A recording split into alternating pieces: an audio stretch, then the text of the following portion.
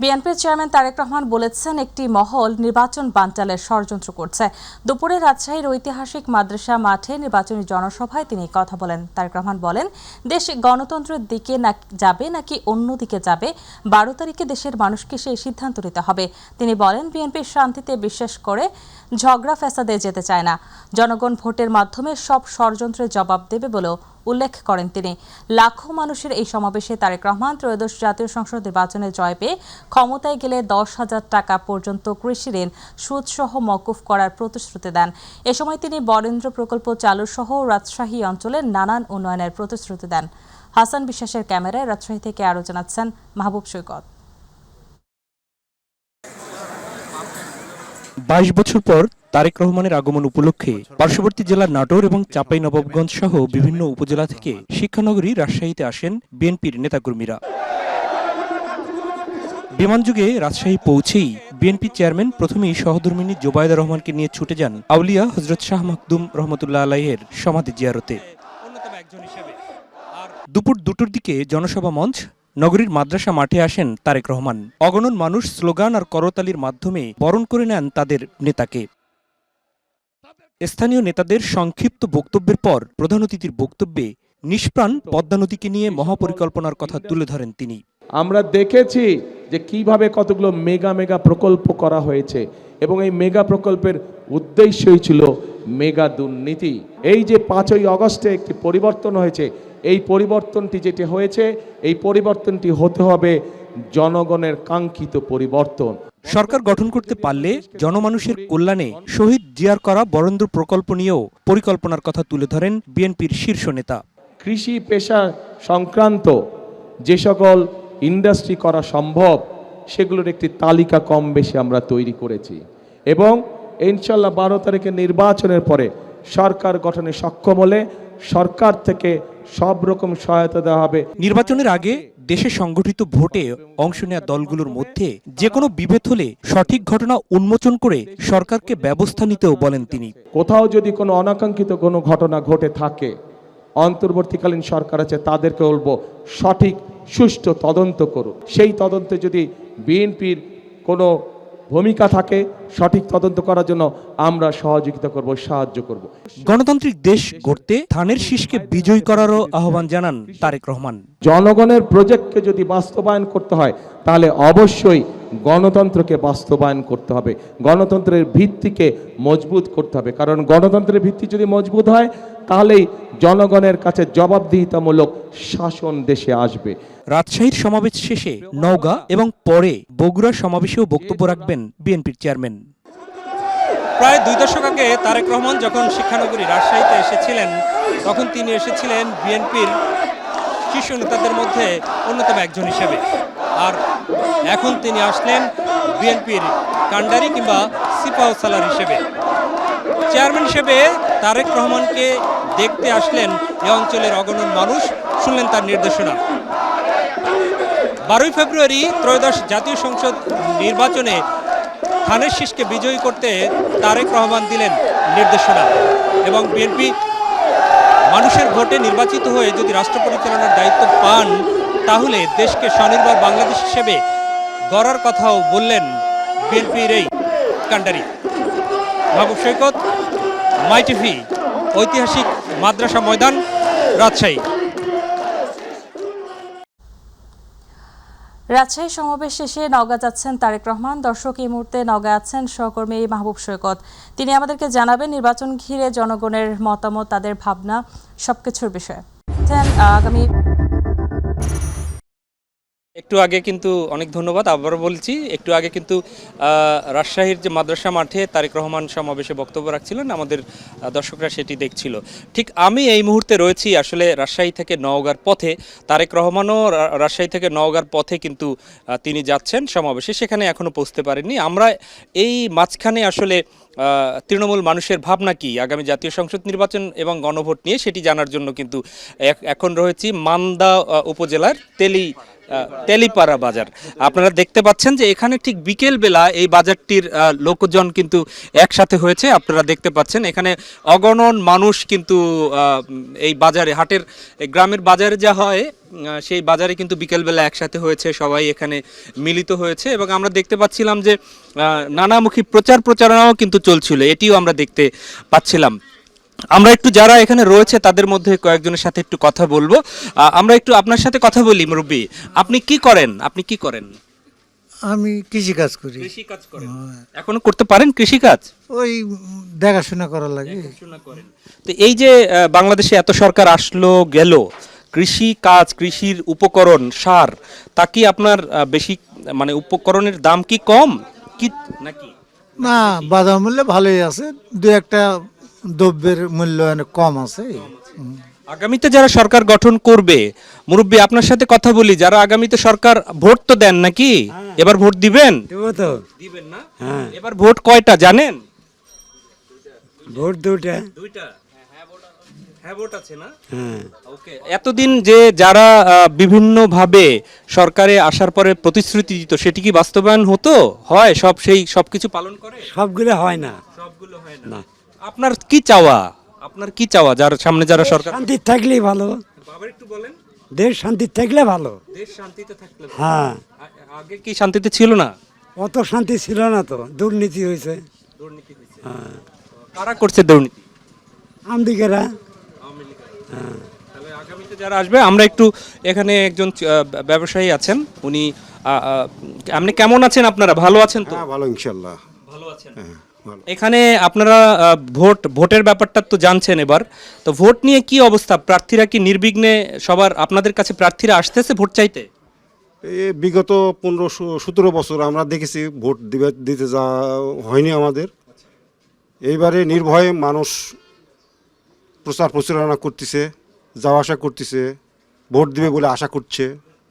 এই তো আমার জানা। এখন কোনো সমস্যা হয়নি এখনো। না, এখনো। এই ভোটের ক্ষেত্রে কারা কি ভোট দিবে, ভোট যে দুইটা, এটা কি জানে মানুষ? হ্যাঁ, মানুষ জানে যে দুইটা, একটা হলো জুলাই সনদের পক্ষে একটা হ্যাঁ বা না ভোটের একটা ব্যবস্থা আছে সেইটা, আর যা হলো সংসদ সদস্য নির্বাচন করার জন্য একজন আছে সেটা। এটা তো নওগাঁর। এইখানে প্রতিদ্বন্দ্বী মূলত কাদের সাথে হবে? এখানে মূলত প্রতিদ্বন্দ্বী ধানের শীষ একরামুল বাড়ি টিপু, আর আপনার দাঁড়িপাল্লা হলো রাকিব। এর বাইরে এটা তো আপনাকে জিজ্ঞেস করবো না কাকে ভোট দিবেন, কিন্তু জুলাই সনদের গণভোটে কি ভোট দিবেন? আমরা মোটামুটি হ্যাঁ ভোটে দেবো, যেহেতু আমাদের ছেলেপেলে রক্ত দিয়েছে, তাদের রক্ত কি আমরা হলো মিশিয়ে দিতে পারি আত্মা থেকে?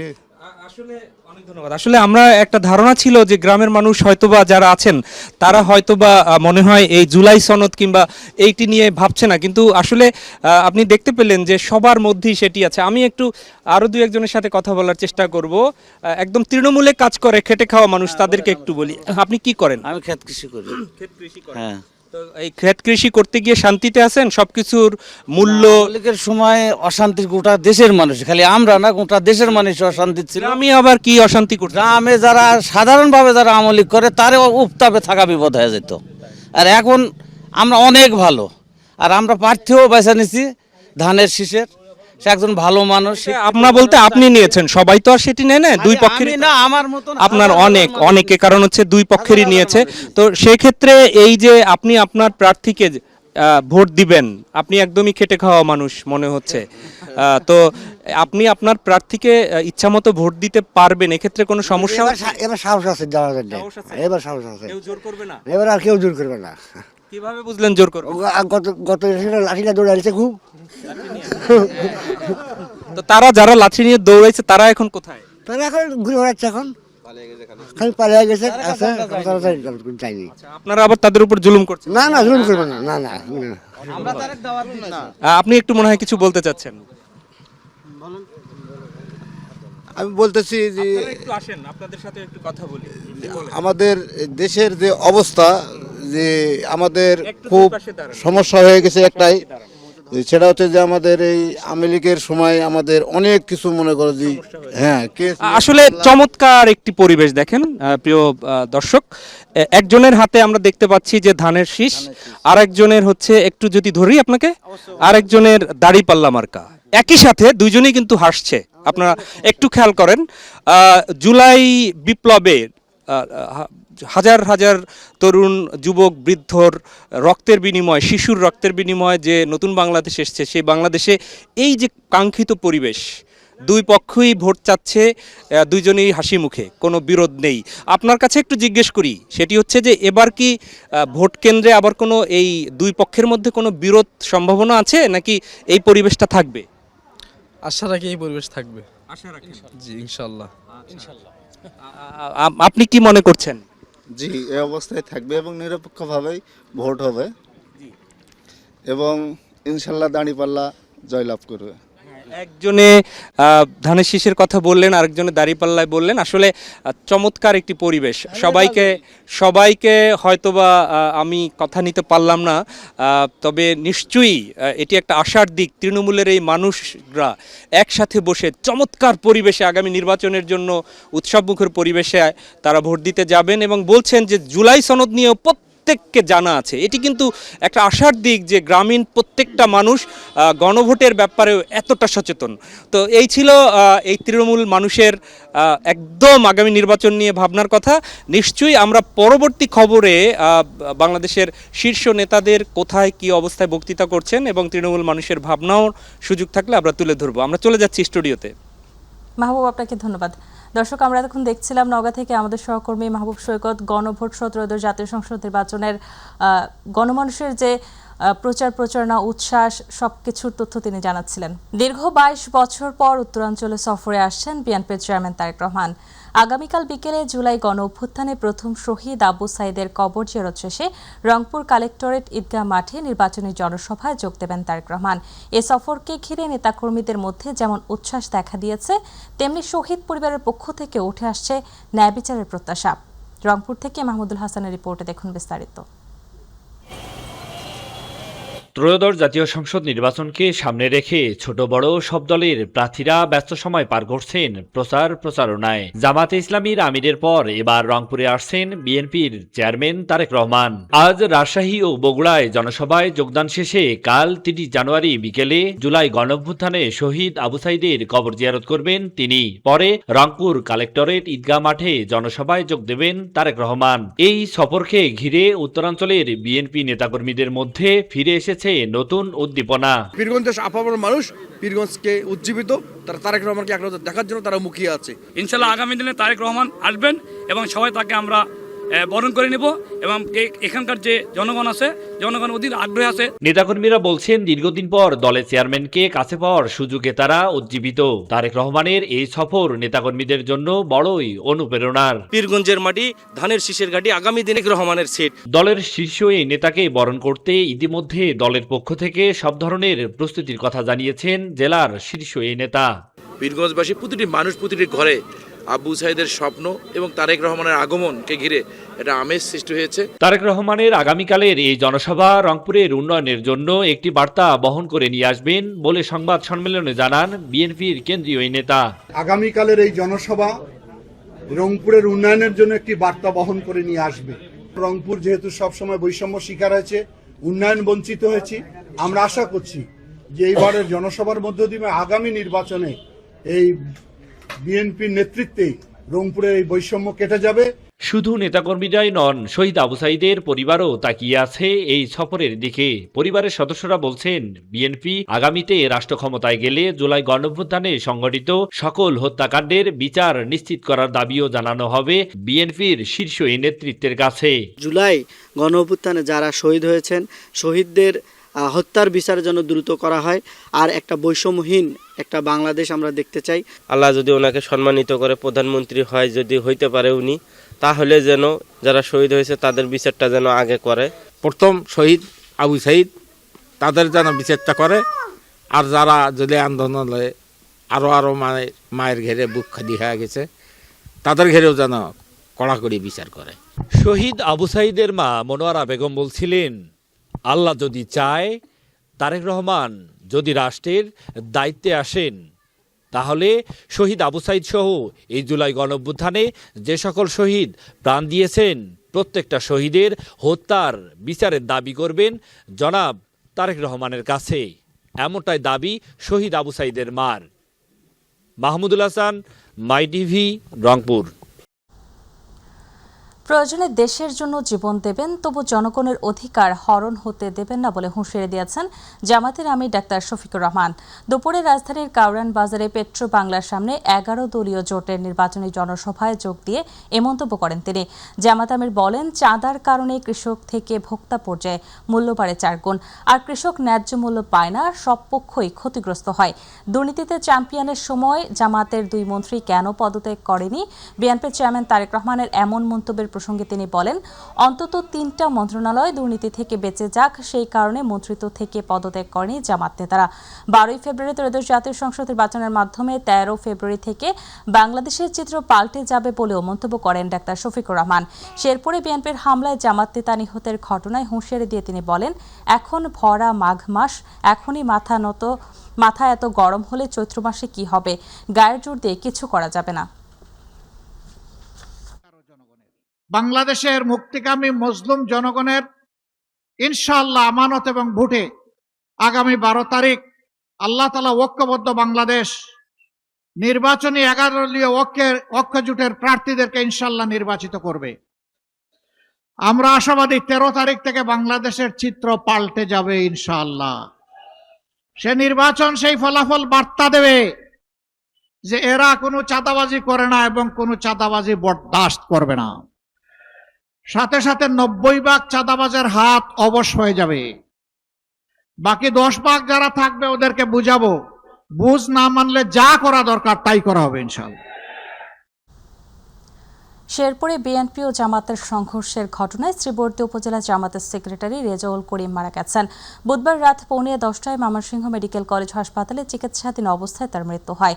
এর আগে বিকেলে ঝিনাইগাতি উপজেলা পরিষদ মাঠে উপজেলা প্রশাসনের উদ্যোগে আয়োজিত অনুষ্ঠানে এ সংঘর্ষের ঘটনা ঘটে। এ সময় চেয়ারে বসা নিয়ে জামাতের নেতাকর্মীদের সাথে বিএনপির নেতাকর্মীদের বাক বিতণ্ডা থেকে চেয়ার ছোড়াছুড়ি শুরু হয়। এক পর্যায়ে রণক্ষেত্রে পরিণত হয় অনুষ্ঠানের স্থল। এতে পণ্ড হয়ে যায় ইশতেহার পাঠ অনুষ্ঠান। আহত হয় অন্তত 30 জন।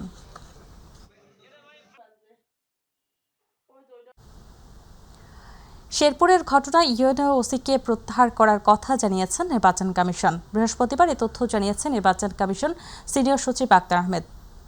শেরপুরের ঘটনায় ইউএনও এবং ওসিকে প্রত্যাহার করার কথা জানিয়ে তিনি আরও বলেন, প্রার্থীদের বিরুদ্ধে ব্যবস্থা নেওয়া হবে বিচার বিভাগীয় তদন্ত কমিটির রিপোর্টের পর। এছাড়াও 8 ফেব্রুয়ারির পর আদালতের নির্দেশে কেউ প্রার্থিতা ফিরে পেলে পোস্টাল ব্যালটে তাদের নাম ও প্রতীক থাকবে না বলেও জানান ইসি সচিব। এর আগে জামাত নেতা রেজাউল করিমের হত্যার ঘটনায় 24 ঘণ্টার মধ্যে শেরপুর 3 আসনের সহকারী রিটার্নিং কর্মকর্তা থানার ভারপ্রাপ্ত কর্মকর্তাকে সরানোর দাবি জানান দলটির সহকারী সেক্রেটারি জেনারেল আব্দুল হালিম। দুপুরে জাতীয় মসজিদ বাইতুল মোকাররম উত্তর গেটে আয়োজিত প্রতিবাদ সভায় এ দাবি তুলে ধরেন তিনি। শেরপুর 3 আসনের জামাত প্রার্থী নুরুজ্জামান বাদলকে হত্যার উদ্দেশ্যেই এই ঘটনা ঘটানো হয়েছে বলে দাবি করেছেন জামাতের সহকারী সেক্রেটারি এহসানুল মাহবুব জুবায়ের।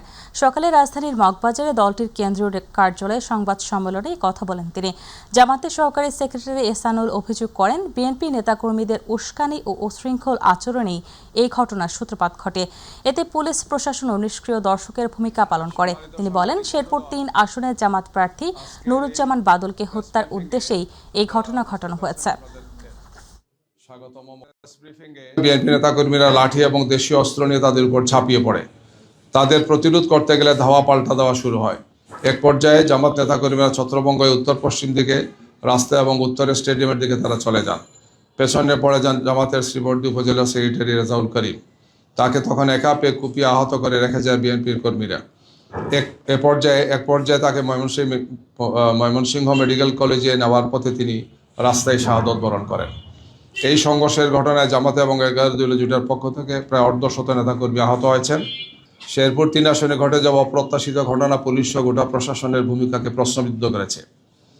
আমরা অবিলম্বে শহীদ রেজাউল করিমের হত্যার সুষ্ঠু তদন্তের মাধ্যমে দোষীদের গ্রেফতার করে সর্বোচ্চ শাস্তির আওতায় নিয়ে আসার দাবি জানাচ্ছি।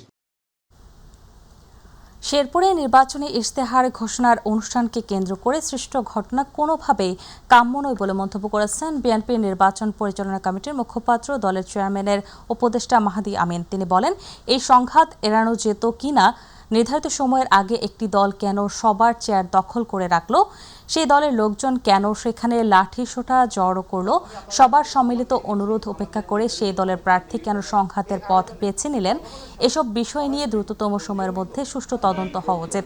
সকালে রাজধানীর গুলশানে বিএনপি নির্বাচন পরিচালনা কমিটির কার্যালয়ে এক সংবাদ সম্মেলনে সাংবাদিকদের প্রশ্নের জবাবে এসব কথা বলেন মাহাদি আমিন। এই কার্ডটার নাম আমরা দিয়েছি ফ্যামিলি কার্ড। শেরপুরে স্থানীয় প্রশাসনের আয়োজনে সব প্রার্থীদের অংশগ্রহণে কিন্তু গতকাল নির্বাচনী ইশতেহার ঘোষণার একটা অনুষ্ঠান ছিল। সেখানে প্রত্যেকটা দলের জন্য সুনির্দিষ্ট আসন ছিল যেখানে তারা বসবেন। জামাত ইসলামের নেতৃবৃন্দ সেখানে সব আসন তথা চেয়ারগুলো আগে থেকে দখল করে রেখেছিলেন এবং বিএনপির যারা নেতাকর্মী রয়েছে ওনাদের জন্য যে নির্দিষ্ট আসনগুলো রয়েছে সেই চেয়ারগুলো ছাড়ছিলেন না। প্রশাসন বারবার আহ্বান জানানোর পরও তারা কিন্তু সেই চেয়ারগুলো ছাড়তে অস্বীকৃতি জানিয়েছিলেন। চেয়ারে বসার মতন খুব তুচ্ছ একটা ঘটনাকে কেন্দ্র করে শেরপুরে যে সহিংসতা এবং সংঘাত আমরা দেখেছি সেটি কোনোভাবেই কাম্য নয়। শেরপুরে সংঘটিত সহিংসতায় জামাত ইসলামীর এক রাজনৈতিক কর্মীর মৃত্যুতে অন্তর্বর্তী সরকার গভীর উদ্বেগ প্রকাশ করেছে। সরকার বলেছে, সহিংসতায় প্রাণহানি সম্পূর্ণ অগ্রহণযোগ্য, অত্যন্ত দুঃখজনক। শেরপুরের সংঘর্ষ হত্যাকাণ্ডের ঘটনায় পুলিশ তদন্ত শুরু করেছে। এই ঘটনার সঙ্গে জড়িত সবাইকে আইনের আওতায় আনা হবে। সকালে এক বিবৃতিতে অন্তর্বর্তী সরকার এই কথা বলেছে। সরকারের পক্ষ থেকে বলা হয়, জাতীয় নির্বাচন আর মাত্র 2 সপ্তাহ দূরে। এমন অবস্থায় সরকার বিএনপি, জামাত সহ সব রাজনৈতিক দলের প্রতি দায়িত্বশীল নেতৃত্ব প্রদর্শনের আহ্বান জানাচ্ছে। দলগুলোর সমর্থকদের মধ্যে সংযম নিশ্চিত করার আহ্বান জানিয়েছে সরকার। অন্তর্বর্তী সরকারের বিবৃতিতে বলা হয়, গণতান্ত্রিক প্রক্রিয়ায় সহিংসতা, ভয়ভীতি প্রদর্শন এবং প্রাণহানির কোনো স্থান নেই। শেরপুরের সংঘর্ষ ও হত্যাকাণ্ডের ঘটনায় পুলিশ তদন্ত শুরু করেছে বলে বিবৃতিতে উল্লেখ করা হয়। এই ঘটনার সঙ্গে জড়িত সবাইকে আইনের আওতায় আনা হবে বলে ঘোষণা দিয়েছে সরকার। একই সঙ্গে জেলার সার্বিক নিরাপত্তা জোরদার করা হয়েছে বলে বিবৃতিতে উল্লেখ করা হয়। একটি বিশেষ দলের নামে ত্রয়োদশ জাতীয় সংসদ নির্বাচনের প্রচার প্রচারণায় বাধার অভিযোগ এনে বরিশাল সংসদীয় 6টি আসনে 36 জন প্রার্থী চালাচ্ছে প্রচারণা। সকালে নগরীর সদর রোডে বাংলাদেশ সমাজতান্ত্রিক দল বাসুদের মই মার্কার প্রার্থী ডাক্তার মনীষা চক্রবর্তী গণসংযোগ করেন এবং পরবর্তীতে পরিবর্তনের লক্ষ্যে ভোট চেয়ে নানান প্রতিশ্রুতি দেন। বরিশাল বিশ্ববিদ্যালয় এলাকায় গণসংযোগ করে ভোট চান ইসলামী আন্দোলনের হাতপাখা মার্কার প্রার্থী মুফতি মোহাম্মদ ফয়জুল কবির। তিনি বলেন, এখনও লেভেল প্লেইং ফিল্ড তৈরি হয়নি। এভাবে বাধা না দিলে প্রতিদ্বন্দ্বিতায় ভোটারদের মন জয় করে বিজয়ী হওয়ার আহ্বান জানান প্রতিদ্বন্দ্বীদের। অপরদিকে নগরীর চৌমাথা এলাকায় ধানের শীষ প্রতীকে মুজিবুর রহমান সরোয়ারের পক্ষে ভোট চান বিএনপি নেতা মাসুদ হাসান মামুন।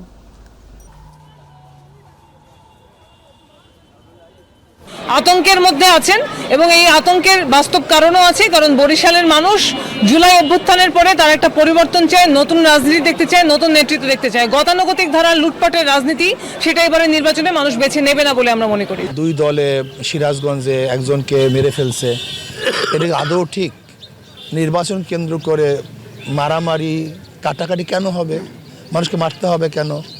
প্রচারণায় বাধা দিবে কেন? ভোলাতেও দেখা যায় আমাদের প্রচারণায় বাধা দিচ্ছে, আবার দেখা যায় বরিশালেও বিভিন্ন জায়গায় হুমকি দুমকি শুরু হয়ে গেছে। একজনকে অপমান অপদস্থ করা মনে হয় যেন একটা এডিশন হয়ে গেছে। এটা আদৌ তো।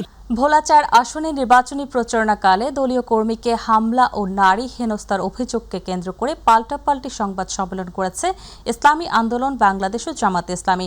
সকালে ইসলামী আন্দোলন বাংলাদেশের ভোলা 4 আসনের প্রার্থী এএমএম কামাল উদ্দিন নিজ কার্যালয়ে সংবাদ সম্মেলন করে অভিযোগ করেন, নির্বাচনী গণসংযোগের সময় তার দলের নারী কর্মী হেনস্থার শিকার হয়েছেন। এই ঘটনায় জড়িতদের শাস্তির দাবি জানান তিনি।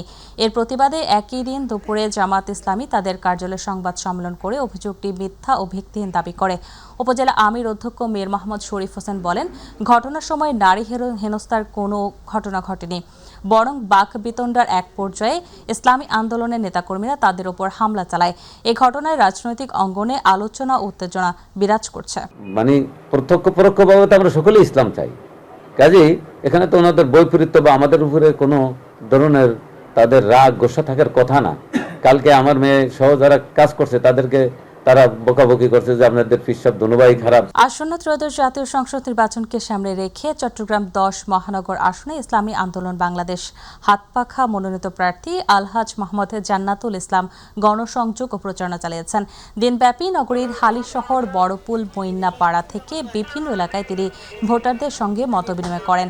এ সময় তিনি বলেন, একটি নিরাপদ, সন্ত্রাসমুক্ত আধুনিক নগর গড়তে হাতপাখা মার্কায় ভোট দেওয়ার বিকল্প নেই। তিনি আরও বলেন, সন্ত্রাস, চাঁদাবাজি ও বেকারত্ব থেকে মুক্তি পেতে জনগণকে ঐক্যবদ্ধ হতে হবে। গণসংযোগ পথসভায় ইসলামী আন্দোলন বাংলাদেশের হালিশহর থানা সভাপতি মোহাম্মদ শেখ সাব্বির ও সেক্রেটারি জহিরুল ইসলাম সহ অঙ্গ সংগঠনের স্থানীয় কেন্দ্রীয় নেতাকর্মীরা উপস্থিত ছিলেন। ত্রয়োদশ জাতীয় সংসদ নির্বাচনে শরীয়তপুর 1 আসন থেকে স্বতন্ত্র প্রার্থী লেফটেন্যান্ট কর্নেল অবসরপ্রাপ্ত সৈয়দ নজরুল ইসলাম নির্বাচনী প্রচারণায় ব্যস্ত সময় পার করছেন। সকাল থেকে গভীর রাত পর্যন্ত নিজের প্রতীক, মোটরসাইকেল প্রতীক নিয়ে ছুটে বেড়াচ্ছেন হাটবাজার, পাড়া মহল্লা ও গ্রামীণ অলিগলিতে। গণসংযোগকালে তিনি ভোটারদের বাড়ি বাড়ি গিয়ে কুশল বিনিময়ের পাশাপাশি এলাকার উন্নয়ন পরিকল্পনা তুলে ধরছেন। সাধারণ মানুষের সঙ্গে সরাসরি কথা বলে তিনি এলাকার সমস্যা সম্ভাবনার কথা মনোযোগ দিয়ে শুনছেন এবং তার সমাধানে বাস্তব ভিত্তিক প্রতিশ্রুতি দিচ্ছেন। নিরাপদ এলাকা মানুষকে উপহার দেয়া, নিরাপত্তা নিশ্চিত হয়ে গেলে উন্নয়নমূলক কাজ করা, এটাই হচ্ছে আমাদের নির্বাচন ইশতেহারের অংশবিশেষ। নারায়ণগঞ্জ 1 রূপগঞ্জ আসনে ধানের শীষ প্রতীকের মনোনীত সংসদ সদস্য প্রার্থী মুস্তাফিজুর রহমান ভূঁইয়া দীপুকে বিপুল ভোটে জয়ী করার লক্ষ্যে নেতাকর্মী ও সমর্থকদের প্রচারণায় মুখরিত রূপগঞ্জের জনপদ। রূপগঞ্জ উপজেলার কায়েতপাড়া ইউনিয়নের 1 নং ওয়ার্ড নাওড়া এলাকায় ধানের শীষ প্রতীকের পক্ষে ব্যাপক গণসংযোগ ও নির্বাচনী প্রচারণা চালিয়েছেন নেতৃবৃন্দ। কায়েতপাড়া ইউনিয়ন বিএনপি ও সহযোগী সংগঠনের উদ্যোগে নাওড়া এলাকায় এই প্রচারণা চালানো হয়। প্রচারণায় উপজেলা যুবদলের সাবেক সাংগঠনিক সম্পাদক ও কায়েতপাড়া নির্বাচনী পরিচালনা কমিটির পরিচালক রাজু হাসান আলেক, কায়েতপাড়া ইউনিয়ন 1 নং ওয়ার্ড যুবদল সাবেক সভাপতি ইউপি সদস্য জসিম উদ্দিন সহ বিএনপির অঙ্গ ও সহযোগী সংগঠনের বিভিন্ন স্তরের নেতাকর্মীরা, পাশাপাশি সাধারণ মানুষ অংশগ্রহণ করেন। প্রচারণাকালে নেতাকর্মীরা ধানের শীষের পক্ষে স্লোগান দেয়, লিফলেট বিতরণ এবং ভোটারদের সঙ্গে মতবিনিময় করেন। যারা ভোটার আছেন, সম্মানিত ভোটার, ওনারাই বলতেছেন যে দীপু ভাইয়ের গণজোয়ার, ধানের শীষের গণজোয়ার, এটাই আমরা মনে করতেছি যে আমাদের সবার গণজোয়ার। ঢাকার কেরানীগঞ্জে ধানের শীষের পক্ষে গণসংযোগ করেছেন ঢাকা 2 আসনের বিএনপির মনোনীত প্রার্থী আলহাজ আমানুল্লাহ আমান। সকাল থেকে বিকেল পর্যন্ত উপজেলার বাস্তা ইউনিয়নের রাজাবাড়ি, ভাওয়ারভিটি, রসুলপুর, পলাশপুর সহ রোহিতপুর ইউনিয়নের চর সোনাকান্দা ও চর কুন্দুলিয়া এলাকায় তিনি গণসংযোগ করেন। গণসংযোগকালে তিনি ভাওয়ারভিটি ও চর সোনাকান্দা এলাকায় সংক্ষিপ্ত সমাবেশে অংশ নেন এবং ধানের শীষের পক্ষে ভোট প্রার্থনা করেন। এ সময় কেরানীগঞ্জ মডেল উপজেলা বিএনপির সহসভাপতি হাজী রুহুল আমিন, ঢাকা জেলা স্বেচ্ছাসেবক দলের সিনিয়র যুগ্ম আহ্বায়ক ওয়ালিউল্লাহ সেলিম সহ আরও অনেকে উপস্থিত ছিলেন।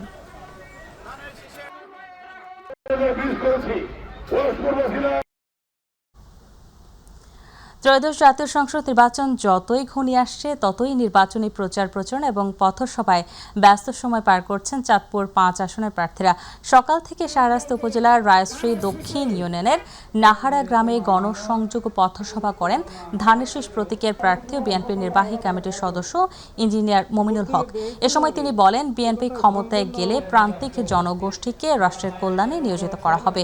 মহিলাদের দুর্ভোগ ও দুর্দশা লাঘবে আগামীতে ফ্যামিলি কার্ড চালু করার পরিকল্পনা করেছেন দলের চেয়ারম্যান তারেক রহমান। এছাড়াও প্রকৃত কৃষকের মধ্যে কৃষি কার্ড বিতরণ করা হবে।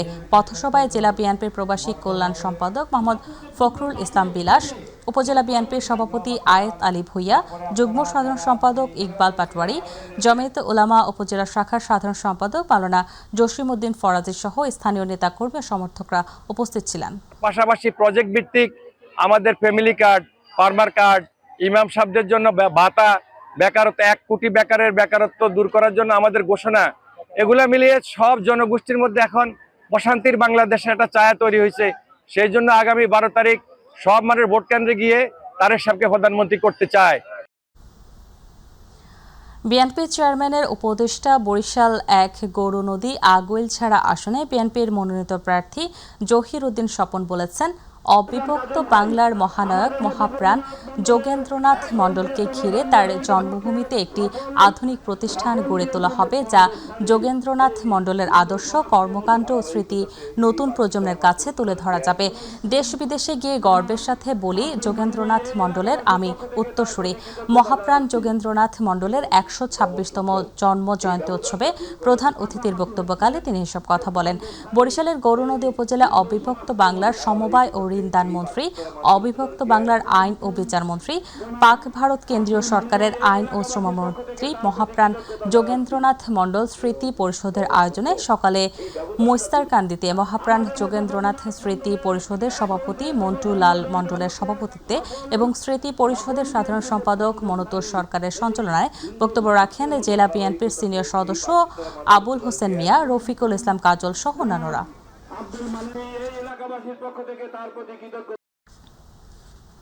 ত্রয়োদশ জাতীয় সংসদ নির্বাচন ও গণভোট 2026 উপলক্ষে শান্তি শৃঙ্খলা রক্ষা এবং সার্বিক নিরাপত্তা নিশ্চিতে উপকূলীয় ও নদী তীরবর্তী এলাকায় মোতায়েন রয়েছে বাংলাদেশ কোস্টগার্ড। বিকেলে চট্টগ্রামের সন্দ্বীপে নির্বাচনী এলাকায় আইনশৃঙ্খলা পরিস্থিতি পরিদর্শন শেষে কোস্টগার্ড মহাপরিচালক রিয়াল অ্যাডমিরাল মোহাম্মদ জিয়াউল হক জানান, নির্বাচনকে সামনে রেখে গত 18 জানুয়ারি থেকে 14 ফেব্রুয়ারি পর্যন্ত 28 দিনব্যাপী প্রায় 3500 সদস্যের 100টি প্লাটুন দায়িত্ব পালন করছে।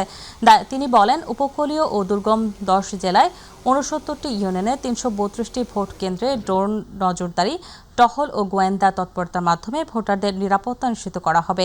কোস্টগার্ড জানায়, অবাধ, সুষ্ঠু ও শান্তিপূর্ণ নির্বাচন এবং গণভোট নিশ্চিত করতে অন্যান্য বাহিনীর সঙ্গে সমন্বয়ে কঠোর নিরাপত্তা কার্যক্রম অব্যাহত থাকবে। পেট্রোলিং হচ্ছে বা বিভিন্ন গোয়েন্দা সংস্থাদের তথ্য আছে, সের মাধ্যমে আমরা ঝুঁকি নির্ধারণ করছি এবং এখানে যারা প্রশাসন, স্থানীয় প্রশাসন আছে এবং অন্যান্য বাহিনী আছে, যেমন পুলিশ, আনসার যারা আছে, তাদের মাধ্যমে আমরা এই ঝুঁকির যেই তথ্যগুলো আছে সেটা আমরা আহরণ করে আমরা কন্টিনিউয়াসলি এই অ্যানালাইসিসটা করে যাচ্ছি। যেমন আমরা অনেক বড় সংখ্যায় ঝুঁকিপূর্ণ কেন্দ্র নিয়ে আসছিলাম, কিন্তু আমরা দেখেছি যে এখানে আস্তে আস্তে ঝুঁকিপূর্ণ কেন্দ্রের সংখ্যা কমে যাচ্ছে। আসন্ন ত্রয়োদশ জাতীয় সংসদ নির্বাচনকে সামনে রেখে শান্তি শৃঙ্খলা বজায় রাখতে ব্যাপক প্রস্তুতি গ্রহণ করেছে সাতক্ষীরা ব্যাটালিয়ন 33 বিজিবি। সাতক্ষীরার 4টি সংসদীয় আসনের 7 উপজেলায় মোট 35 প্লাটুন বিজিবি মোতায়েনের পরিকল্পনা নেওয়া হয়েছে। দুপুরে সাতক্ষীরা 33 বিজিবি সদর দপ্তরে আয়োজিত এক সংবাদ সম্মেলনে সব তথ্য জানান ব্যাটালিয়নের অধিনায়ক লেফটেন্যান্ট কর্নেল কাজী আশিকুর রহমান। তিনি বলেন, সাতক্ষীরা ব্যাটালিয়নের দায়িত্বপূর্ণ এলাকায় 3টি জেলার 21টি উপজেলায় অবস্থিত 12টি সংসদীয় আসনে প্রায় 35 প্লাটুন বিজিবি মোতায়েন করা হবে। উপজেলা ভেদে সর্বোচ্চ 5টি পর্যন্ত প্লাটুন দায়িত্ব পালন করবে। সংবাদ সম্মেলনে স্থানীয় প্রিন্ট ও ইলেকট্রনিক মিডিয়ার সাংবাদিকরা উপস্থিত ছিলেন। এই 3টি জেলায় 21টি উপজেলায় 12টি সংসদীয় আসনে প্রায় 35 প্লাটুন বিজিবি মোতায়েন করা হবে। উপজেলা ভেদে সর্বোচ্চ 5 প্লাটুন বিজিবি সদস্য মোতায়েন থাকবে। নির্বাচনী এলাকায় সাতক্ষীরা ব্যাটালিয়ন 15টি অস্থায়ী বেজ ক্যাম্প স্থাপন করে 21টি উপজেলায় বিজিবির মোবাইল ও স্ট্রাইকিং ফোর্স হিসেবে দায়িত্ব পালন করবে। ফরিদপুরে কোতোয়ালি থানা থেকে লুট হওয়া পুলিশের 3টি তাজা গ্রেনেড এবং 71 রাউন্ড বিভিন্ন ধরনের কার্তুজ পরিত্যক্ত অবস্থায় উদ্ধার করেছে র্যাব 11। বৃহস্পতিবার ফরিদপুর শহরের চর কমলাপুর সংলগ্ন এলাকা থেকে এসব গোলা বারুদ উদ্ধার করা হয়।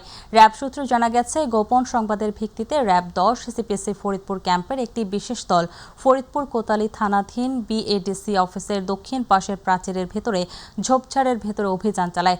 সেখানে বিদ্যুতের খুঁটি সংলগ্ন ঝোপের ভেতর পরিত্যক্ত অবস্থায় ধাতব লিভারযুক্ত 3টি অবিস্ফোরিত গ্রেনেড, 41টি শর্টগান কার্তুজ এবং 30টি গ্যাস গানের তাজা কার্তুজ পাওয়া যায়। উল্লেখ্য যে গত 5 আগস্ট 2024 সালের জুলাই গণঅভ্যুত্থানকালে চলাকালীন অস্থিতিশীল পরিস্থিতির সুযোগ নিয়ে দুষ্কৃতিকারীরা বিভিন্ন থানায় হামলা চালিয়ে অস্ত্র ও গোলা বারুদ লুট করেছিল। র্যাব 10-এর সহকারী পরিচালক মিডিয়া সিনিয়র সহকারী পুলিশ সুপার তাপস কর্মকার জানান, রাষ্ট্রীয় নিরাপত্তা ও জননিরাপত্তা রক্ষায় র্যাব নিয়মিতভাবে অস্ত্র গোলা বারুদ উদ্ধারে অভিযান পরিচালনা করছে।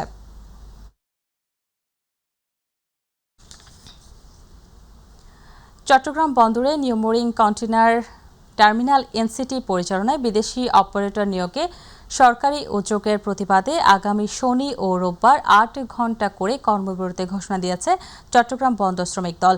সকালে চট্টগ্রামের একটি রেস্তোরাঁয় সাংবাদিক সম্মেলনে শ্রমিক নেতারা অভিযোগ করে বলেন, এনসিটি বন্দর কর্তৃপক্ষের অর্থায়নে গড়ে তোলা একটি স্বয়ংসম্পূর্ণ টার্মিনাল এবং এটি একটি লাভজনক স্থাপনা উল্লেখ করে বন্দরের সিংহভাগ আয় এই টার্মিনাল থেকে আসে বলে জানান শ্রমিকরা। বন্দরের কাজ পরিচালনা বিদেশি সংস্থার মাধ্যমে করার এই উদ্যোগ বিগত হাসিনা সরকারের নেয়া এটি প্রকল্প উল্লেখ করে শ্রমিক নেতারা বলেন, এই উদ্যোগ সফল হলে দেশের সার্বভৌমত্ব হুমকির মধ্যে পড়তে পারে।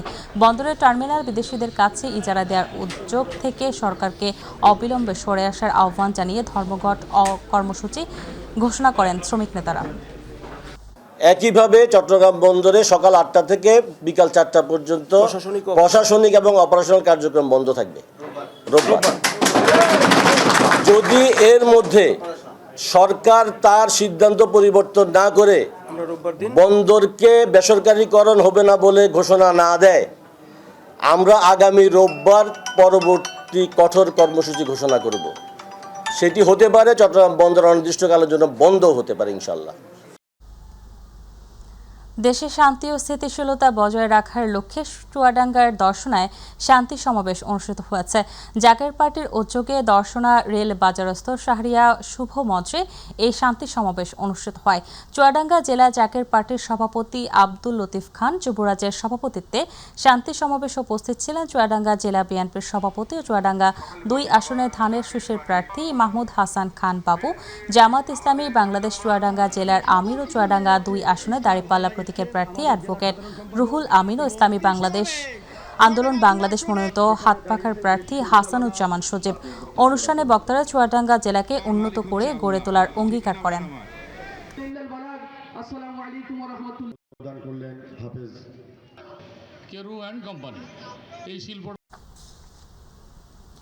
সিরাজগঞ্জের চৌহালি উপজেলায় আইনশৃঙ্খলা ও কমিটির মাসিক সভা অনুষ্ঠিত হয়েছে। বৃহস্পতিবার সকালে উপজেলা পরিষদের সম্মেলন কক্ষে এই সভা অনুষ্ঠিত হয়। সভায় সভাপতিত্ব করেন উপজেলা নির্বাহী অফিসার এইচ.এম. খোকদাত হোসেন। সভায় উপজেলার সার্বিক আইনশৃঙ্খলা পরিস্থিতি, নির্বাচনী কার্যক্রম, মাদকদ্রব্য নিয়ন্ত্রণ, চুরি ডাকাতি প্রতিরোধ, বাল্যবিবাহ ও সামাজিক অপরাধ দমন সহ বিভিন্ন গুরুত্বপূর্ণ বিষয় আলোচনা করা হয়। সভায় উপস্থিত ছিলেন সহকারী কমিশনার ভূমি মোহাম্মদ হাসিবুর রহমান, চৌহালি থানার অফিসার ইনচার্জ মোহাম্মদ মতিউর রহমান, প্রাণী সম্পদ কর্মকর্তা ডাক্তার শাহ আলম সহ সরকারি কর্মকর্তা কর্মচারীবৃন্দ। সভায় বক্তারা চৌহালি উপজেলার শান্তি শৃঙ্খলা বজায় রাখতে নির্বাচনী কার্যক্রমে প্রশাসন, জনপ্রতিনিধি ও সাধারণ জনগণের সম্মিলিত উদ্যোগের উপর গুরুত্ব আরোপ করেন।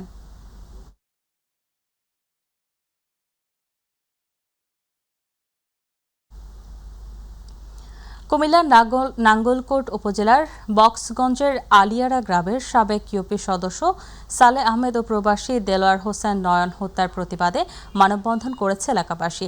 দুপুরে বক্সগঞ্জ বাজারে এই মানববন্ধন অনুষ্ঠিত হয়। মানববন্ধনে বক্তারা অভিযোগ করে বলেন, গত ১৬ জানুয়ারি আলিয়ারা গ্রামে তোতা, নূর মাহমদ ও জাফরের নেতৃত্বে সন্ত্রাসীরা কুপিয়ে ও গুলি করে নির্মমভাবে সালে আহমেদ ও প্রবাসী দেলোয়ার হোসেন নয়নকে হত্যা করে। হত্যাকাণ্ডের দীর্ঘদিন পেরিয়ে গেলেও মূল অভিযুক্তরা ধরা না পড়ায় তারা ক্ষোভ প্রকাশ করেন। অবিলম্বে হত্যাকারীদের গ্রেপ্তার করে দৃষ্টান্তমূলক শাস্তি নিশ্চিত করার জন্য প্রশাসনের প্রতি জোর দাবি জানান তারা। এ সময় নিহত সালে আহমেদ ছেলে মামুন, নিহত নয়নের ছেলে ফয়সাল, ইলিয়াস, জিয়াউর রহমান সহ শত শত নারী পুরুষ মানববন্ধনে অংশগ্রহণ করেন।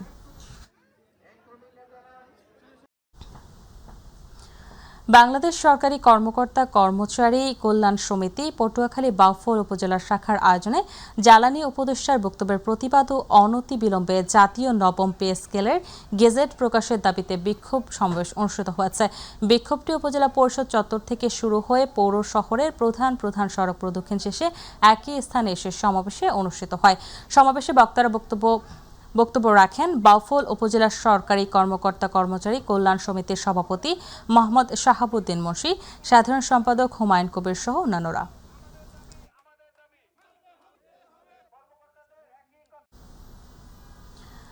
কুষ্টিয়ার সরকারি কর্মচারীদের নবম জাতীয় পে স্কেল বাস্তবায়নের দাবিতে বিক্ষোভ মিছিল ও সমাবেশ অনুষ্ঠিত হয়েছে। সকালে বাংলাদেশ সরকারি কর্মচারী দাবি আদায় ঐক্য পরিষদ ও বাংলাদেশ বিচার বিভাগীয় কর্মচারী অ্যাসোসিয়েশনের কুষ্টিয়া জেলা শাখার আয়োজনে কালেক্টরেট চত্বর থেকে বিক্ষোভ মিছিল বের হয়ে শহরের প্রধান সড়ক প্রদক্ষিণ করে পুনরায় কালেক্টরেট চত্বরে এসে সমাবেশ করে। ঘণ্টাব্যাপী চলা উক্ত সমাবেশে সরকারি কর্মচারীরা সমন্বয় পরিষদের কুষ্টিয়া জেলা শাখার সভাপতি মোহাম্মদ শরাফত হোসেনের সভাপতিত্বে নবম জাতীয় পে স্কেল বাস্তবায়ন কমিটির মুখ্য সমন্বয়ক মোহাম্মদ আবু বক্করের সঞ্চালনায় উক্ত সমাবেশে জেলার বিভিন্ন সরকারি দপ্তরের কর্মচারীরা সংগঠনের নেতৃবৃন্দরা বক্তব্য রাখেন।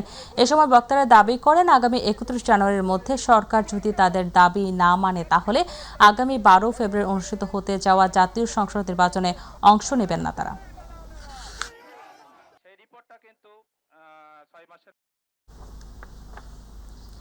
নবম জাতীয় পে স্কেল বাস্তবায়নের দাবিতে কুষ্টিয়ার কুমারখালীতে বিক্ষোভ মিছিল করেছে বিভিন্ন সরকারি দপ্তরের কর্মচারীরা।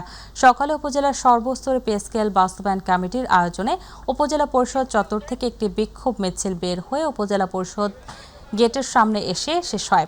এ সময় উপজেলা স্বাস্থ্য কমপ্লেক্সে ক্যাশিয়ার এটিএম আফজাল উদ্দিন আহমেদ, উপজেলা নির্বাহী কর্মকর্তার অফিস সহায়ক রবিন শেখ, উপজেলা সমাজসেবা অফিসের ফিল্ড সুপারভাইজার আলিফ হোসেন সহ আরও অনেকে উপস্থিত ছিলেন।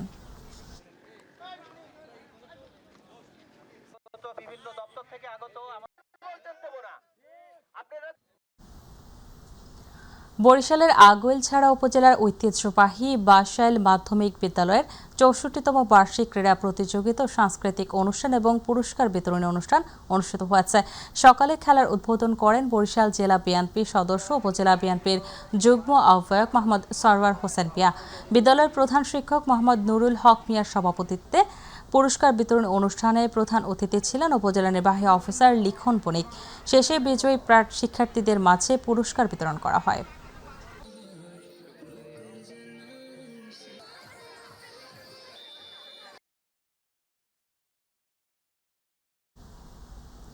ব্রাহ্মণবাড়িয়ায় ঐতিহ্যবাহী আনন্দময়ী বালিকা উচ্চ বিদ্যালয়ের 91তম বার্ষিক ক্রীড়া প্রতিযোগিতার পুরস্কার বিতরণ অনুষ্ঠিত হয়েছে। সকালে বিদ্যালয় মিলনায়তনে আয়োজিত অনুষ্ঠানে প্রধান অতিথি ছিলেন অতিরিক্ত জেলা প্রশাসক মোহাম্মদ এহসান মুরাদ। বিদ্যালয়ের প্রধান শিক্ষক আবু জামালের সভাপতিত্বে সিনিয়র শিক্ষক কামাল হোসেনের সঞ্চালনায় অনুষ্ঠানে বিশেষ অতিথি ছিলেন জেলার শিক্ষা অফিসার মোহাম্মদ জুলফিকার হোসেন, উপজেলা একাডেমিক সুপারভাইজার পাপিয়া আক্তার, অন্নদা সরকারি উচ্চ বিদ্যালয়ের প্রধান শিক্ষক মোহাম্মদ জাকির হোসেন, নিয়াজ মোহাম্মদ উচ্চ বিদ্যালয়ের প্রধান শিক্ষক মোহাম্মদ শহীদুল ইসলাম, বিদ্যালয় পরিচালনা পর্ষদের সাবেক সভাপতি রাশিদ কবির আকন্দ সহ আরও অনেকে।